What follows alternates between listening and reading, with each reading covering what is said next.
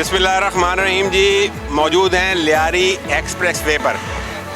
यहाँ एक प्रोग्राम जो इलाके के लोगों ने एक टूर्नामेंट का इनेकाद किया है एक तंजीम की जानिब से, और हम वो प्रोग्राम कवर करने के लिए आए हैं। तो यहाँ एक बड़ा अहम इशू नज़र आया मुझे, तो मैं चाहता हूँ कि कैमरे के ज़रिए अरबाब इक़्तिदार व इख्तियार तक ये बात पहुँचे कि मेरे सीधे हाथ पे जो है शेरशाह कॉलोनी की एक बहुत बड़ी आबादी है, 4-5 लाख से ज़ायद की, और उसका एक इंडस्ट्रियल एरिया है, और उल्टे हाथ पे लियारी नदी है। सीधे हाथ पे जो इलाका है ये वही इलाका है कि जब लियारी एक्सप्रेस वे की तामीर हुई तो सबसे पहली जो मुतासरीन थे वो शेरशाह कॉलोनी के थे, जिनको आबादकारी की गई और एकमेंडेट किया गया। अच्छा, उस वक्त शेरशाह कॉलोनी में एक ग्राउंड मौजूद था जो कि उसी कटिंग के जद में आ गया था।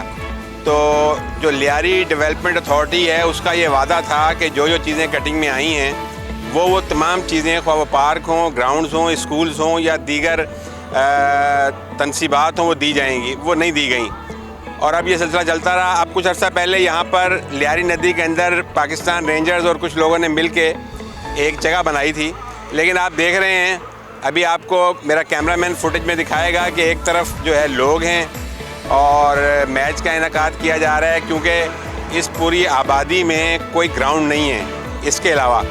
और दूसरी तरफ लियारी एक्सप्रेस वे से गुज़रती हुई तेज़ रफ्तार गाड़ियाँ हैं, जिनके दौरान हम भी बड़ी मुश्किल से रिकॉर्डिंग कर रहे हैं।